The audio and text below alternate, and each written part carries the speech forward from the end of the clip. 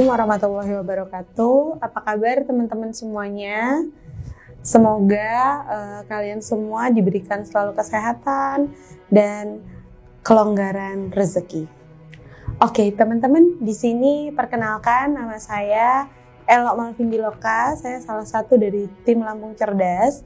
Nah, saya di sini pengen berbagi sedikit dengan teman-teman tentang perjuangan saya dalam membangun bisnis. Jadi mungkin kalian pernah dengar bangun bisnis itu nggak gampang, bener. Terus bangun bisnis itu butuh modal, bisa iya bisa enggak juga. Terus bangun bisnis itu harus banyak relasi, dan bangun bisnis itu harus banyak skill atau harus punya skill yang mumpuni gitu. Jadi semua yang dikatakan orang itu benar. Bangun bisnis itu harus begini, begitu. Benar. Tapi yang paling penting ketika bangun bisnis itu adalah mau. Setelah mau, mampu. Setelah mampu, yakin gitu. Jadi mau dulu, mampu, dan yakin.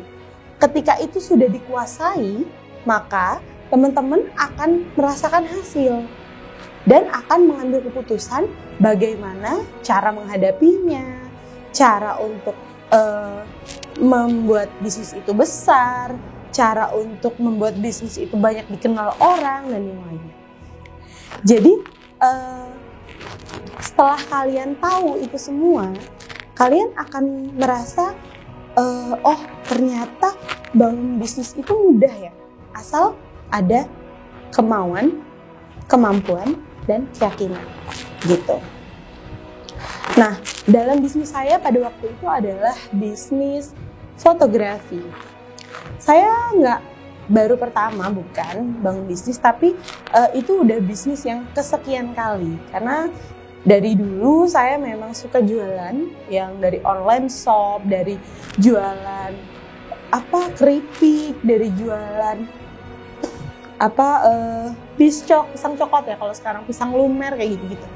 Itu saya tekuni dari saya kelas 1 SMA.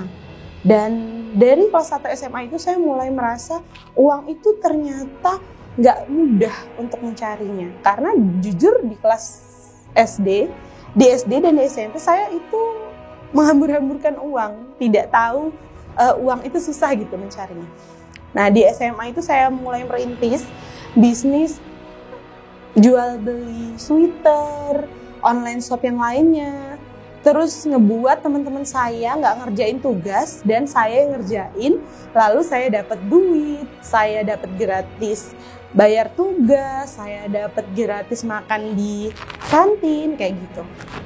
Jadi menurut saya itu tuh keren banget gitu ketika saya ikut banyak ekskul. Di sekolah saya itu kan ada PMR, OSIS, ROHIS, KIR, dan semuanya itu butuh biaya, yaitu seragam. Minimal seragam itu pada saat itu yang paling murah itu 80.000, dan yang paling mahal itu sekitar 150, 180 gitu untuk jaket OSIS sendiri. Ketika saya pulang, ibu saya bilang gini, "Kamu dapat duit dari mana? Ini baju apa?" kayak gitu. Terus, "Loh, kok bukunya dipinjemin atau beli atau gimana dari sekolah?" gitu. Terus dari situ ya saya bilang itu beli. Terus semua seragam yang saya punya itu beli. Jadi ibu bingung duit dari mana? Ya duit dari saya jualan keripik, jualan online shop itu, terus ngerjain tugas teman-teman gitu. Ya kalau dibilang pinter mah enggak lah saya mah. Jadi kalau di kelas itu ya saya nggak pinter, cuman saya cerdas aja gitu. Cerdas dalam artian cerdas mengelola pertemanan dan keuangan gitu. Jadi apa aja yang bisa saya buat jadiin uang gitu, saya jadiin uang. Tapi teman-teman saya nggak ada yang protes dan malah semuanya terbantu gitu. Saya anak IPA tapi saya lebih banyak berteman di IPS. Kenapa? Karena di IPS itu menurut saya ya, kalau saya tawarin sesuatu, satu teman beli, yang lainnya beli, gitu. Kalau di IPA, saya tawarin satu orang, yang lainnya belum tentu beli, ya satu orang itu aja yang beli, gitu.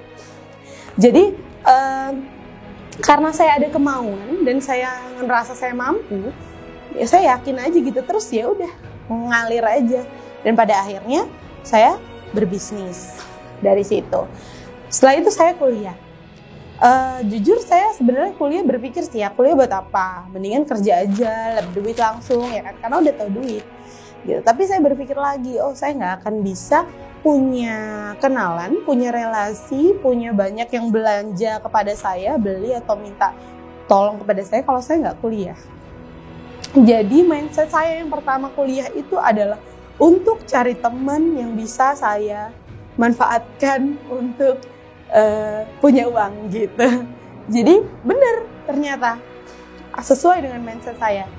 Semester pertama baru perkenalan, oke. Semester kedua, ketiga, keempat, wah, saya kelola di situ. Jadi kayak majalah dan makalah yang lainnya, ada tugas ini itu saya kerjakan gitu. Dan saya tidak mengeluarkan uang sepeser pun, malah saya dikasih duit. Dari situ saya ikut satu UKM, yaitu Rumah Film KPI. Di situ saya belajar kamera, di situ saya belajar editing dan yang lainnya. Akhirnya ketemulah saya kepada seseorang. Nah, dia itu ngajak saya berpartner untuk membuat suatu fotografer gitu, kayak studio gitulah kecil-kecilan. Dan alhamdulillahnya sekarang itu melesat dan bagus gitu. Jadi teman-teman, sebenarnya kecil atau besar usaha kalian itu bukan jadi masalah. Tapi yang jadi masalah adalah mau atau tidak, yakin atau enggak, mampu atau tidak gitu. Kalian menanggung itu semua.